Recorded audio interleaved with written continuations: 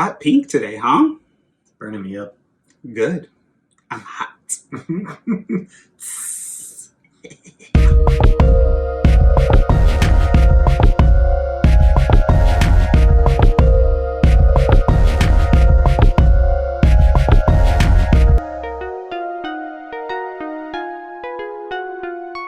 Hi, everyone, and welcome to another episode of Relationshit, our weekly after show about our podcast, Relationshit. We, of course, are your hosts. The Critellis are Marko And I'm Tony. and it is another Wednesday, or actually, technically it's Friday, because you guys are seeing this on Friday, which means you had plenty of time to listen to this week's episode, which was a fun topic regarding exes. So during the episode, Tony and I got to talk a little bit about our history with exes and how it's affected our relationship in one way or the other.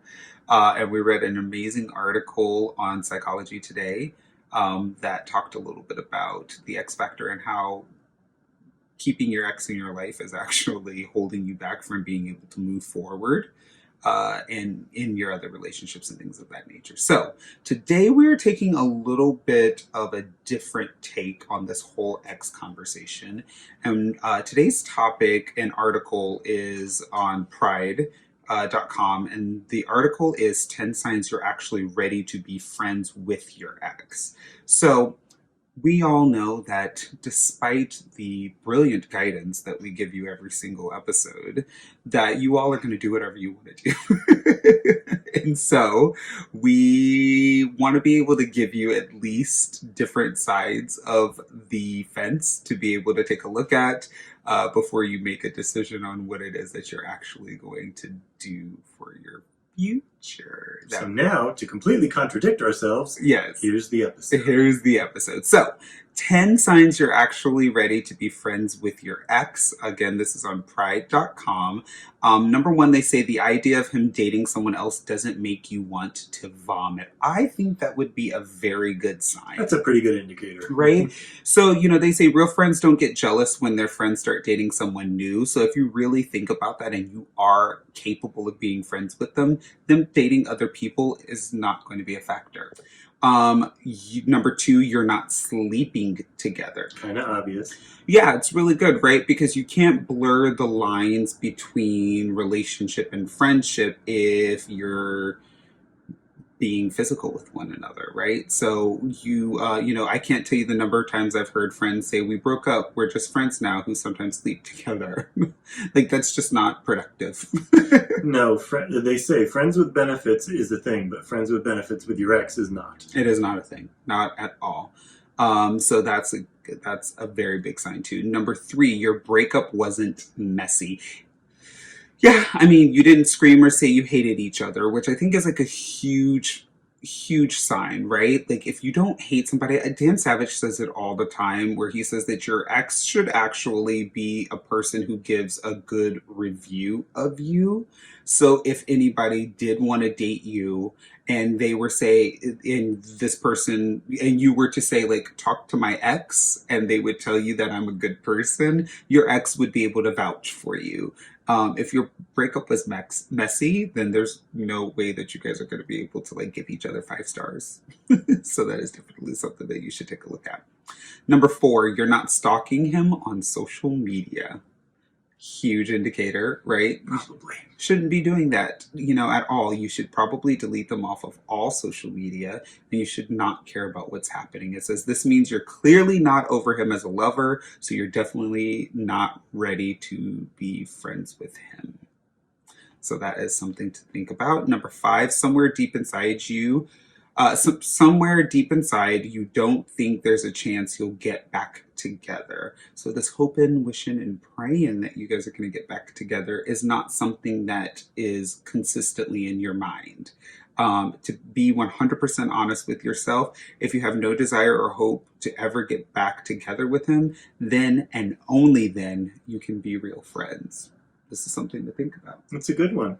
It's a really good one. Number six, your communication was strong during the relationship. This says communication isn't just needed in a romantic relationship, it's needed amongst friends as well. This is something else that should probably be huge, right? If you're a good communicator in your friendships, then you should be a good communicator in your relationship with your partner as well. And so that way, those things are never blurred. I don't think we can stress it enough. In every relationship in your life, work, family, friends, boyfriend, girlfriend, communication is key. Communication, it's number one. Number 7, he can talk to you about his sex life and or crushes. The two of you should be able to talk to each other about other guys respectfully, of course. He shouldn't be like, I've never felt this way about anyone and everyone else I've dated has been such a dud, right? Like, that's just rude. So you want to make sure that there is an open and a free conversation about those things, and you guys are not like bashing each other behind the scenes of that whole thing. I think that that's super important as well. Number 8, you aren't filled with resentment and you've forgiven him. Forgiveness is key, right? Forgiveness is huge. So you want to make sure that you have actually forgiven him and that you guys are together, like in a good place. So no matter how perfect he is, he still likely did something while you two were dating that hurt you. So you want to make sure that that thing is not like sticking in your side and consistently, or as they say, that he's not paying or he's not rent free in your head for the rest of your life. Because that's just not cute. Number 9, you're crushing on someone else. So this should be good. Like, this is a positive sign. You are super into someone else. You're moving on. Mm-hmm. You've gotten under someone else so you can get over them. I think this is really helpful. This is great. It says in Christopher Isherwood's classic gay novel, A Single Man, he writes, my mother says lovers are like buses. You just have to wait a little while and another one comes along. I like that. The last one, number 10, you miss the friendship, not the love. That's a good one. Yeah, every single relationship should have some friendship component, right? Mm-hmm. Where you guys are lucky. Yeah, if you're super fortunate. So if you break up with one another, like, you should be ready to like move on if you know that like, I really missed that part of what we had and I really am craving it right now. And so I can have just that aspect of it and be fine. I think all of this can be summed up into one easy question to yourself, which is your agenda clear? Sure. Do you have a clear motive? Do you have, is it just clear that the only thing you want to do is be friends? And you can ask yourself these other questions to get to that answer, but you should just be able to get to that answer. And if your agenda is clear, you can be friends. Absolutely. And again, Tony and I talked a little bit about our experiences with exes. Mine, not so fantastic. Tony's a little uncomfortable for me. But at the end of the day, we have made the decision to kind of keep our exes in our past and not bring them in our present or our future, because we knew that there was no way that we were going to be able to move forward with each other if we were still hanging on to those past relationships. So that being said, thank you guys so much for tuning in to this week's episode of Relationshit. Make sure you visit our website, podrelationship.com, for more content and information about the podcast. And while you're there, fill out a listener situation or email us at relationshipquestions@gmail.com. Once a month, we will answer your questions here on the podcast and do our best to give you some guidance. If any of you aren't a Patreon member already, you should be. Head to patreon.com/podrelationship and start donating today.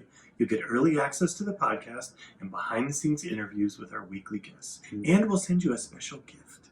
Yes, we will? Mm-hmm. Okay. Depending on the level of what they paid. This is true. I was like, we will? Yeah, that's right. He's right. And don't forget to visit perasso-usa.com today for all of your shave and beard needs. Make sure you use the promo code Relationshit20 at checkout and get 20% off of your purchases of shave creams and beard oils and everything. It's so good. And check us out on all the social media platforms to continue the conversation. Facebook, Instagram, Twitter. We are at PodRelationship. Have a wonderful rest of your week. We love you all. Bye. Bye.